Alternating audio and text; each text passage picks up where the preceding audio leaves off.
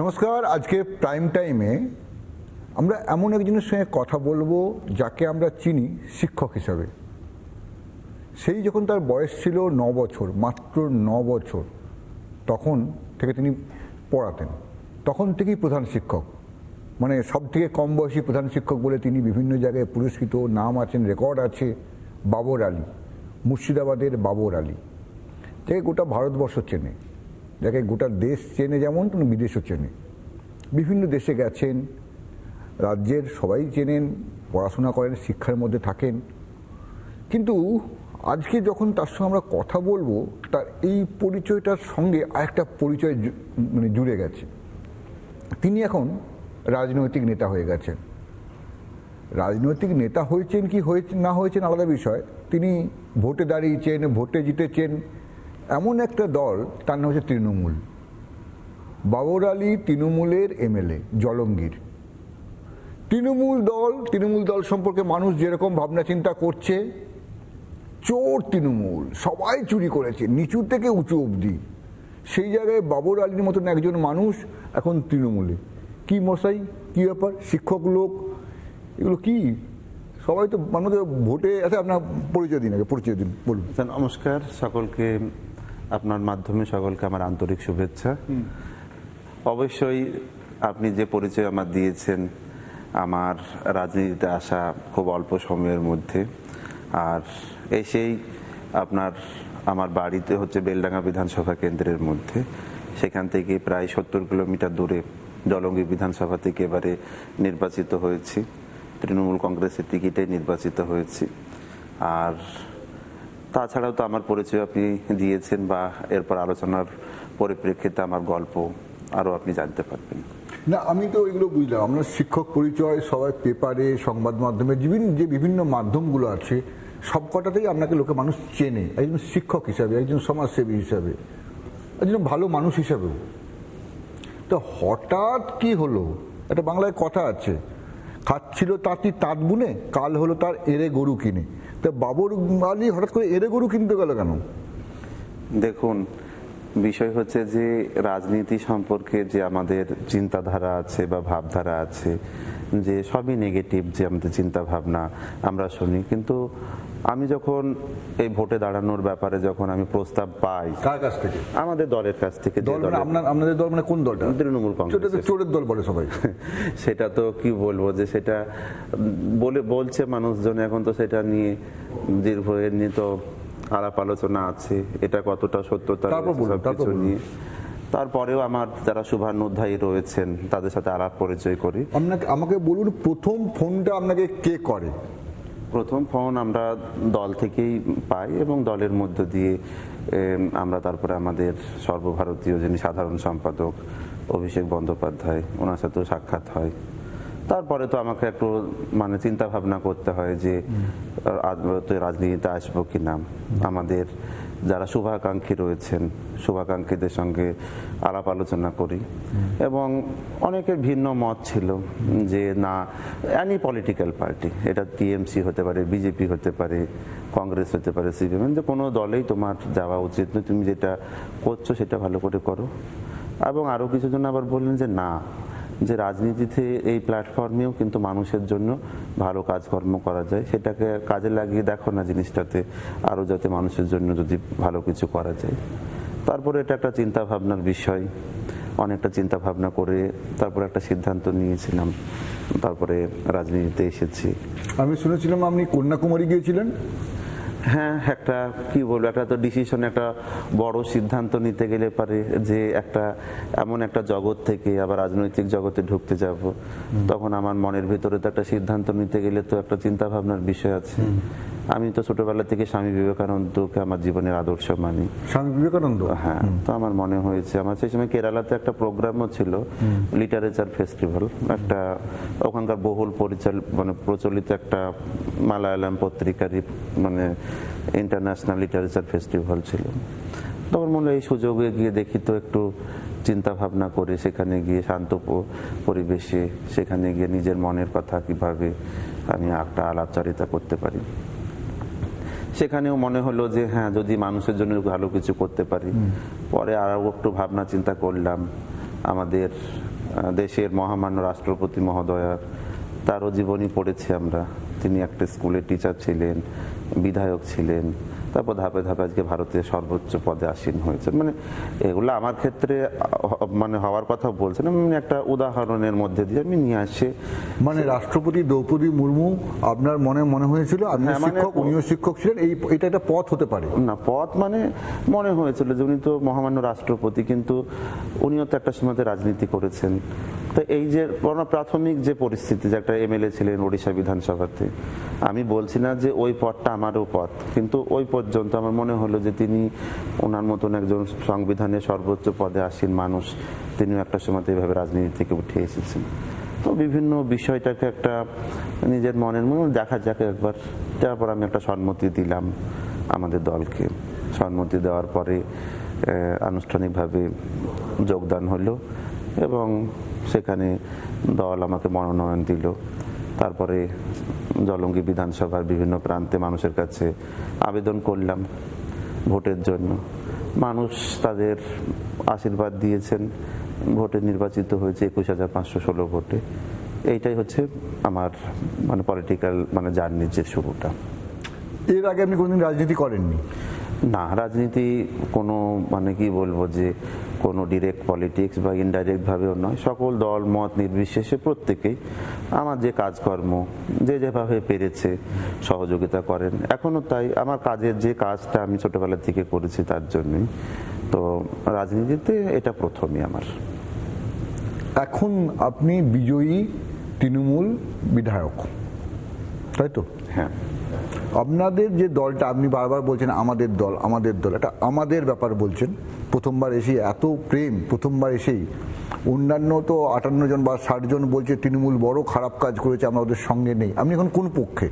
দেখুন, আমি তো প্রথমেই আপনাকে বলেছি, আমি তো মানে আমরা পত্র পত্রিকায় পড়েছি বা ঠিক আছে সমস্ত কিছু, কিন্তু সেই সময় তো দেখিনি মানুষ তো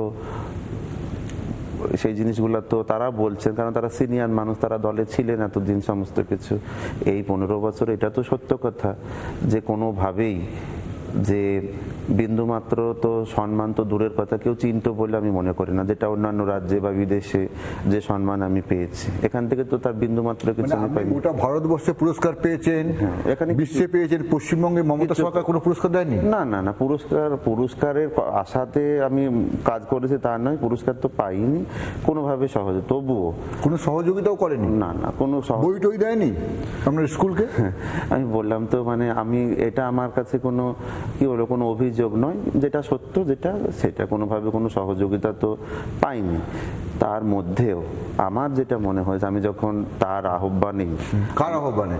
আমাদের দলনেত্রী তো আমার ফর্মটিতে সই করে দিয়েছেন, তার আহ্বানে যখন আমি সাড়া দিয়ে এই দলে যোগদান করেছি, অতএব এই 15 বছরে তো কোনো দিন আমাদের কথা তো কেউ চিন্তা ভাবনা করেনি। উনি কিন্তু আমাকে শেষে টিকিট দিলেন, নির্বাচিত হলাম, তারপরে এ হয়েছে। অতএব আমার সঙ্গে যে কোনোভাবেই ডিরেক্ট কোনো যোগাযোগ বা পরিচয় বা সরকারের কাছ থেকে কোনোভাবে এ ধরনের কোনো বিষয় কোনোদিনই ছিল না।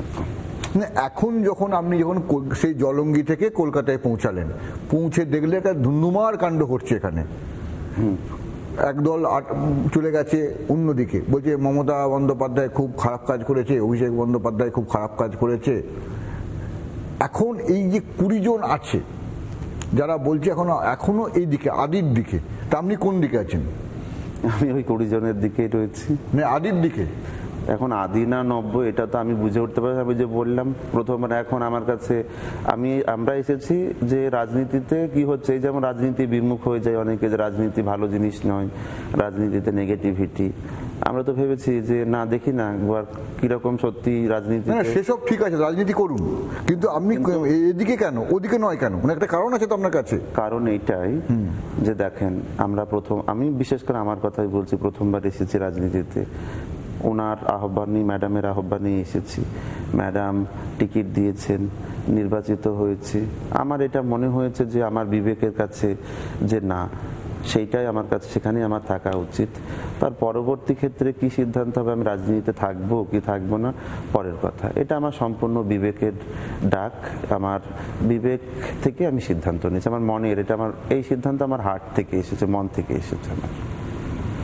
মানে আপনার মন থেকে মনে হয়েছে যে এখন যা অবস্থা। কিন্তু আপনি কি জানেন এই যে যারা রাজনীতি করে, আপনি তো রাজনীতিতে প্রথম এসছেন বলছেন, তৃণমূলে যারা রাজনীতি করে তারা কেবলমাত্র টাকা কামাবার জন্য রাজনীতি করে, দুর্নীতি করার জন্য রাজনীতি করে, এই অভিযোগটা মানে সর্বস্তরে সবাই বলছে।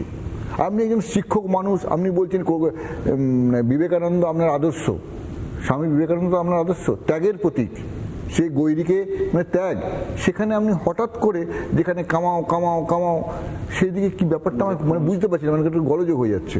গোলযোগ মানে এটা হলে হতে পারে, কথা হচ্ছে যে এখন যে জিনিস পরিস্থিতি, এইটাই 15 বছরে তো আমরা তো সেই কোনোভাবে কোনো সুযোগ সুবিধা তো দূরের কথা, কোনোভাবে তো কারোর কাছে পৌঁছানোর সুযোগ পাইনি। তখন তো মানুষজন যারা আজকে আমার মনে হয়েছে কারোর যারা সেই সময়তে ছিলেন, ভালো ভালো জায়গাতে ছিলেন, এখন এই সমস্ত বলছেন কেন? তখনই তো সেই জিনিসগুলোকে ঠিক করতে পারতেন। আজকে আমার কথা হচ্ছে এই জায়গাটাতেই আমি যে দল থেকেই জিততাম না কেন, কথার কথা আমি রাজনীতিতে আমার ব্যক্তিগত যে মনের যে চিন্তা ভাবনা বা হৃদয়ের চিন্তা ভাবনা, সেই বিবেকের ডাক থেকেই আমার এই মানে বলা কথা। কারণ আমি এই দলের টিকিটে নির্বাচিত হয়েছি। আর যারা বলছেন তারা তো সিনিয়র মানুষ, দলে ছিলেন, তখনকার কথা তারা সেই সময়তে কেন বলেননি, বা দরকার যদি দল যদি সরকারে থাকলে কি কতটা বলতেন তারা, আমার তো মনে হয় না। যেহেতু রাজনীতির কথা বলছেন, খুব ভালো কথা বললেন, মানে আমার যেটা মনে হয়েছে জিনিস কথাটা আমি সেটাই বলছি আপনাকে। আপনার সঙ্গে রামকৃষ্ণ মিশনের তো যোগাযোগ আছে নাকি? আছে। কিরকম? আমার শুরু থেকেই, আমার যখন মানে 9 বছর বয়সে যখন আমার কাজ শুরু করি, তারপরে দেখলাম যে আমার স্কুলের ছাত্রদের বইপত্র দিতে হবে, কোথা থেকে পাওয়া যাবে, তখন আমার পাশেই সারগাছি রামকৃষ্ণ মিশন 3 কিলোমিটার দূর। একদিন আমি তখন আমার 10-11 বছর বয়স, 7-8 জন ছাত্রছাত্রীকে নিয়ে মহারাজের কাছে গেলাম। মানে মাননীয় স্বামী জ্ঞানলোকানন্দজি মহারাজ, এখন স্বামী বিবেকানন্দের পৈতৃক বাড়ির অধ্যক্ষ। মহারাজের কাছে গিয়ে বললাম যে মহারাজ, আমি একটা স্কুল করেছি, আবার আমি নিজেও ছাত্র, আমার স্কুলের জন্য ব্ল্যাকবোর্ড, বইপত্র এই সমস্ত দরকার। উনি খুব খুশি হলেন, উনি বললেন তাই, তোমার স্কুল তাহলে দেখতে হবে। উনি তারপরের দিন আসলেন সহযোগিতা করতে। সেই দিন উনি আমাকে একটা বই দিলেন, সবার স্বামীজির বই, একটা ছোট বই, তার সঙ্গে একটা স্বামীজির বিভিন্ন বাণী সংবলিত একটা বই। বললেন যে এই বইটা তুমি প্রতিদিন 5 মিনিট করে পড়বে। সেই দিয়ে শুরু হলো। তারপরে ওতপ্রোতভাবে আমি স্বামী বিবেকানন্দকে জানলাম, তার যে জীবন আদর্শ, তার চিন্তাধারা আমার ব্যক্তিগত জীবনে একটা গভীর রেখাপাত করেছে। আমার পরিবার বা সকলেই তার যে শ্রদ্ধার জায়গা, আমি ব্যক্তিগতভাবে তার চিন্তাধারাকে সবসময় আদর্শ বলে মনে করেছি, এবং সেই পথেই আমি যে সামাজিক কাজকর্ম ছোটবেলা থেকে করেছি তার ধারাবাহিকতা এখনো রয়েছে। আচ্ছা, এই যে হচ্ছে, এই যে আপনার একটা সুন্দর জীবন চলছিল, যেখানে শিক্ষা আছে, যেখানে একটা আধ্যাত্মিক ব্যাপার আছে, যেখানে একটা ত্যাগের ব্যাপার আছে, ঠিক সেই জায়গা থেকে আপনি করলেন কি, একটা লাভ দিলেন। লাভ এমন জায়গায় দিলেন, সেটা আপনি নিজেও বললেন যে এই তৃণমূল দলটা অনেকগুলো আসন পেয়ে যেত, যদি পেয়ে যেত তখন তো মানে আপনি একটা বড় কিছু লাভের জায়গায় চলে যেতে পারতেন। না, আমি তো দেখেন, আপনি যদি ব্যক্তিগতভাবে আমাকে বলেন, কারণ আমি কোনো ডিপ্লোম্যাটিক অ্যান্সার দিতে পারবো না, সহজ সরল কথাবার্তাতে আমি মানে মনে করি আমার কথা হচ্ছে কোনো লাভ ক্ষতির বিষয় নয়। যেখানে আমি নির্বাচিত হয়েছি, মানুষজন আমাকে ভালোবেসেছেন, আমি দলীয় সিম্বলটা পেয়েছি, সেখানে আমি জিতেছি। আমার ওই দলীয় সিম্বল যিনি দিয়েছেন তার প্রতি আমার কৃতজ্ঞতা যেমন রয়েছে, পাশাপাশি মানুষের ভোটের কি লাভ ক্ষতি হতো সেই হিসাব করে কিন্তু আমি রাজনীতিতে আসিনি। 5 বছর আমার যারা বর্তমান সরকারে রয়েছেন ওনাদের কাছে আমার আন্তরিক আবেদন থাকবে, আহ্বান নিয়ে যাব, আমার বিধানসভা জলঙ্গির জন্য, উন্নয়নের জন্য ওনারা সহযোগিতা করবেন। এটা নিয়ে 5 বছর পরে যদি মানুষের মনে হয়, যদি বুঝি যে না আমার চিন্তা ভাবনা নিয়ে আমি এগোতে পারছি, থাকবো। না হলে পরে আমার তো ওটা তো ক্যারিয়ারও নয়, এটা নিয়ে আমার যে আগামী সারাটা জীবন আমাকে এটা নিয়ে যেতে হবে, আমার এটা ক্যারিয়ারও নয়, কিছু নয়, আমি আমার মতন চলবো। তবে আমার যে ছোটবেলা থেকে যে mission and vision, education for all with equal opportunity, সেটা তো আমার সাইমেন্টেনাসলি চলছেই, আর সেটা আগামী দিনে আরও বিস্তৃত হবে। আর আপনাদের সামনেই বলছি, রাজনীতি আমার কাছে ক্যারিয়ারের জায়গা নাই। জলঙ্গির মানুষ আমাকে ভোট দিয়েছেন, তাদের প্রতি আমি দায়বদ্ধ। আমি তাদের জন্য সরকারের কাছেও আমি করজোড়ে আবেদন করব আমার এলাকার উন্নয়নের জন্য কাজ করা। 5 বছর পরে তারপরে আমার যদি মনে হয় যে না, মানে আবার তখন হ্যাঁ ভাববো, না হলে আমি সসম্মানে সেখান থেকে এই যে মুখ্যমন্ত্রীর সঙ্গে কথা বলেছেন, মানে কোনো চিঠিপত্র দিলেন? না, মাননীয় মুখ্যমন্ত্রী মহোদয়ের সঙ্গে এখনো কথা বলার সুযোগ হয়নি। যদি কোনো সময় ডাকেন, মানে সরকারি তো বিভিন্ন প্রোগ্রামে তো সরকার ডাকছেন, যাব ওনার কাছে আহ্বান করব। হ্যাঁ, কেন যাব না, উনি আমাদের মাননীয় মুখ্যমন্ত্রী। তো আমার ব্যক্তিগত কারণে তো যাচ্ছি না, আমার এলাকার উন্নয়নের জন্য তার কাছে, তিনি সকলের মুখ্যমন্ত্রী। জলঙ্গির ভাঙনটাও আছে, সমস্ত কিছু, জলঙ্গির ভাঙন থেকে শুরু করে আমার এলাকায় যা যা কাজকর্ম নিয়ে অবশ্যই যাব, কেন যাব না। মমতা বন্দ্যোপাধ্যায়ের সঙ্গে কথা হয়েছে? হ্যাঁ, ম্যাডামের সঙ্গে গতকাল কথা হয়েছে, এবং মানে গতকালই মানে ওনার ব্যস্ততার মধ্যেও গতকাল কথা বলার সুযোগ হয়েছে, একটু মানে কয়েক মিনিটের জন্য গতকাল কথা বলার সুযোগ হয়েছে। কথা হয়েছে? হ্যাঁ, কথা বলেছেন। এই প্রথম কথা বললেন নাকি আগেও কথা বলেছিলেন একবার? না, মানে এর আগে তো মিটিংয়ে তো দেখা হতোই, আসলে তো ম্যাডামও তো ব্যস্ত মানুষ। মানে এটা ঠিক যে আগে তো চিফ মিনিস্টার ম্যাডাম যখন ছিলেন হয়তো সে কোনোবার হয়নি, এবারে হয়েছে ম্যাডামের সঙ্গে দেখা, কালকে কথাও হয়েছে আবার। আপনাদের তো কন্ট্রোল করতো আইপ্যাক নাকি? না না, আমি সে ধরনের কোনো জিনিস পাইনি। দেখেন, আমি টিকিট পাওয়ার পরে আমার এলাকাতে নিজের যে গুডউইল মানুষের কাছে কাছে পৌঁছানো, এইভাবেই গিয়েছি। কর্মীরা পরিশ্রম করেছেন, দলের নেতা এবং কর্মীরা পরিশ্রম করেছেন আমার জন্য। আমি আমার মানে ভেরি ফ্রাঙ্কলি যে কথাটা বলার, আমার কর্মীরা খুব পরিশ্রম করেছেন, বলেছেন যে আপনাকে দেখে, আপনার মুখের দিকে তাকিয়ে আমাদের খুব ভালো লেগেছে, আপনার জন্য আমরা পরিশ্রম করেছি। এবং আপনারা সেখানে গিয়ে খোঁজ নিলেই জানবেন, কর্মীদের ডেডিকেশনেই কিন্তু এবং মানুষের ভালোবাসাতে আমি নির্বাচিত। আপনি যে জেলা থেকে এসছেন সেই জেলা তো ভয়ঙ্কর জেলা, একের পর এক ঘটনা ঘটেছে, হিন্দুদের ধরে ধরে মারধর হয়েছে। এই যে বেলডাঙ্গা যেখানে আমার বাড়ি, সেখানে তো ঝামেলা হয়েছে, একের পর এক ঘটনা ঘটছে গোটা আপনাদের জেলাতেই। হুমায়ুন কবির বলে একজন আছেন, তাকে চেনেন তো? নাম শুনেছেন? আগে তৃণমূল করতো। আচ্ছা, হুমায়ুন কবির মানে বিধায়ক হুমায়ুন কবির? হ্যাঁ, চিনবো না কেন, অবশ্যই চিনি, আমরা সবাই অনেকেই চেনেন তাকে। উনি বলছেন ওখানে আপনার নাম যেটা বাবর, উনি বলছেন বাবরি মসজিদ করবেন, মানে বলেছিলেন। এখন তো মানে আপনি কি তখন সমর্থন করেছিলেন নাকি ওই ব্যাপারটাকে? দেখেন, জনগণ এখানে এখন এই কথাটার কোনো মানেই হয় না।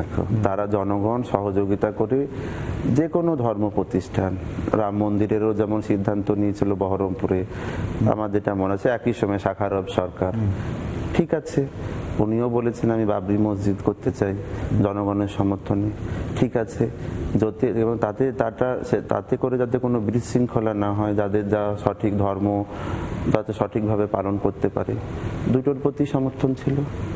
মানে দুটোর প্রতি সমর্থন ছিল, এই হচ্ছে বিষয়। রাম মন্দিরও যেমন করতে চেয়েছিলেন, এদিকে বাবরি মসজিদও উনি জনগণের সমর্থনে করতে চাইছিলেন, এদিকে রাম মন্দিরও জনগণের সমর্থনে করতে চেয়েছিলেন, ঠিক আছে।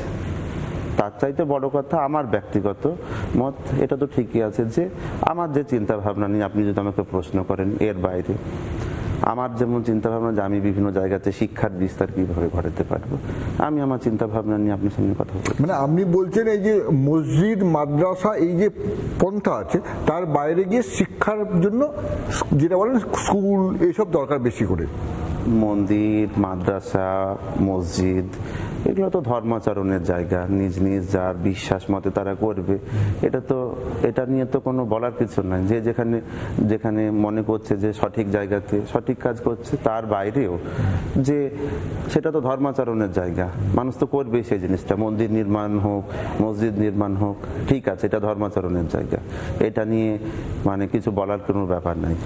আমার যেটা কথা, আমার পাশাপাশি আমার যেটা মনে হয়, আমি যেমন শিক্ষা বিস্তারের জন্য কাজকর্ম করছি, আমি আরো কিভাবে আরো শিক্ষা প্রতিষ্ঠান গড়ে তুলতে পারি, সেই চিন্তাটাও আমার মধ্যে রয়েছে।